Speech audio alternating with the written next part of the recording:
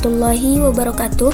Perkenalkan, nama saya Azitul Adawiyah dari kelas B Teknik Informatika. Langsung saja, di sini saya akan menjelaskan tentang digital forensik dan anti forensik. Definisi dari digital forensik. Di sini memiliki dua pembahasan, yaitu menurut Marcella dan menurut Budi Santoso. Menurut Marcella, digital forensik adalah aktivitas yang berhubungan dengan pemeliharaan, identifikasi, pengambilan atau penyaringan, dan dokumentasi bukti digital dalam kejahatan komputer. Menurut Budi Santoso, digital forensik adalah kombinasi disiplin ilmu hukum dan pengetahuan komputer dalam mengumpulkan dan menganalisa data dari sistem komputer, jaringan, komunikasi nirkabel, perangkat penyimpanan sehingga dapat dibawa sebagai barang bukti di dalam penegakan hukum. Nah, dari definisi tersebut dapat disimpulkan bahwa digital forensik adalah penggunaan teknik analisa dan investigasi untuk mengidentifikasi, mengumpulkan, memeriksa, dan menyimpan bukti atau informasi yang secara magnetis tersimpan atau disandikan pada komputer atau media penyimpanan digital sebagai alat bukti dalam mengungkap kasus kejahatan yang dapat dipertanggungjawabkan secara hukum. Nah, itu adalah definisi dari digital forensik. Digital forensik di sini memiliki tujuan. Tujuan utama digital forensik adalah memastikan bahwa bukti yang diperoleh tetap utuh, tidak rusak, dan dapat dipertanggungjawabkan dalam konteks hukum. Nah, di sini tujuan utama digital forensik memastikan bahwa bukti yang diperoleh tetap utuh, tidak rusak, dan dapat dipertanggungjawabkan dalam konteks hukum. Kemudian ada tahapan pada digital forensik. Yang pertama, identifikasi bukti digital. Pada tahapan ini, segala bukti-bukti yang mendukung penyelidikan dikumpulkan. Tahapan ini merupakan tahapan yang sangat menentukan karena bukti-bukti yang didapatkan akan sangat mendukung penyidikan untuk mengajukan seseorang ke pengadilan dan diproses sesuai hukum hingga akhirnya dijebloskan ke tahanan. Seperti itu. 2. Penyimpanan bukti digital. Tahapan ini mencakup penyimpanan dan penyiapan bukti-bukti yang ada, termasuk melindungi bukti-bukti dari kerusakan, perubahan, dan penghilangan oleh pihak-pihak tertentu. Karena bukti digital di sini bersifat sementara atau volatil, mudah rusak, berubah, dan hilang, maka pengetahuan yang mendalam dari seorang ahli digital forensik mutlak diperlukan. Seperti itu. 3. Analisa bukti digital. Tahapan ini dilaksanakan dengan melakukan analisa secara mendalam terhadap bukti-bukti yang ada.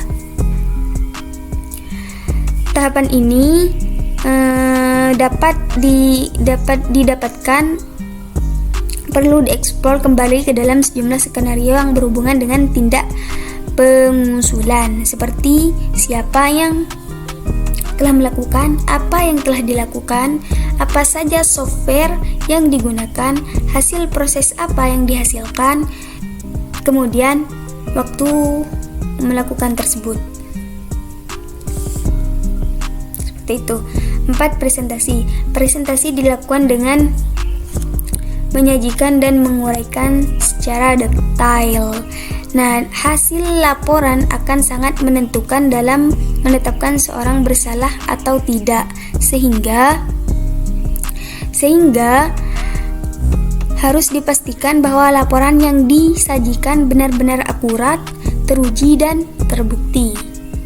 Seperti itu. Kita lanjut untuk menjelaskan tentang digital anti forensik.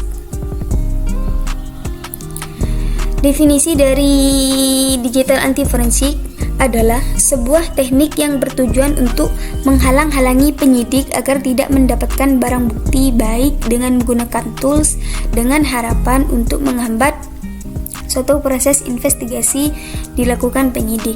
Nah, anti forensik di sini adalah teknik yang bertujuan untuk menghalang-halangi penyidik agar tidak mendapatkan barang bukti, baik dengan menggunakan tools seperti itu. Atau kembalikan dari definisi digital forensik. Anti forensik di sini sama juga memiliki tujuan. Di sini ada beberapa tujuan dari anti forensik. Yang pertama, menghindari suatu hal yang akan terjadi dengan mendeteksi. Pencegahan pengumpulan informasi data pribadi wajib untuk dilindungi agar menghindari hal-hal yang tidak diinginkan. Nah, ini adalah sebagian dari tujuan anti forensik. Itu. Anti forensik di sini memiliki ilmu anti forensik. Anti forensik adalah ilmu kontra investigasi. Anti forensik sendiri lebih berfokus untuk menghambat proses investigasi, bahwa kalau mungkin tidak dilakukan. Nah, anti forensik di sini adalah ilmu kontra investigasi. Seperti itu.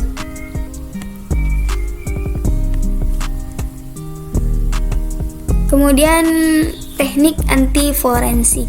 Teknik anti forensik ada beberapa teknik, yaitu unrecoverable deletes, hidden file, escalation, anonymous internet user, memory usage, registry, log event, secure data deletion, thread, enkripsi, steganography.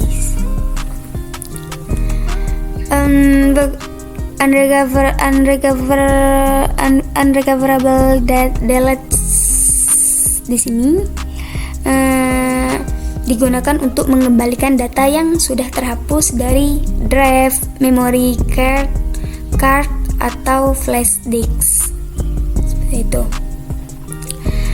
Kemudian hidden file merupakan contoh program yang dapat memberi kita solusi. Digunakan untuk menyembunyikan data rahasia agar menghindari hal-hal yang tidak diinginkan.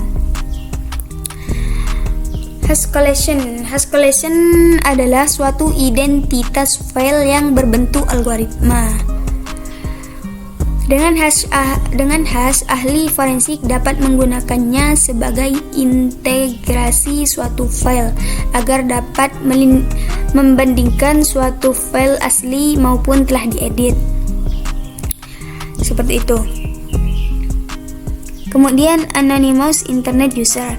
Ada banyak cara untuk menyembunyikan jejak kita di internet, dimulai dengan penghapusan history, penggunaan Tor sebagai bounce, menggunakan IP anonymous antar, hingga menggunakan virtual machineware pada saat mengeksekusi browser.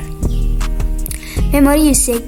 Jumlah pemakaian memori juga akan diolah oleh ahli forensik untuk menganalisa proses apapun yang sedang berjalan.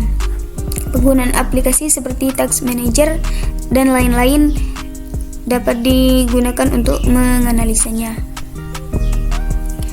Registry di lokasi ini juga akan jadi target operasi ahli forensik untuk mengungkap proses startup service dan konfigurasi lain. Log event dapat sedikit menghilangkan jejak pada event viewer yang menyimpan sejarah penggunaan aplikasi satu aktivitas sistem. Kemudian secure data deletion. Salah satu teknik dari anti forensik, metode ini terbilang mudah dan efisien untuk dilakukan dibandingkan metode-metode lain. Nah, secure data deletion di sini adalah metode yang paling mudah di antara unrecoverable delete, hidden file, dan yang lain. Secure data deletion di sini lebih mudah dan efisien untuk dilakukan dibandingkan yang lain. Seperti itu.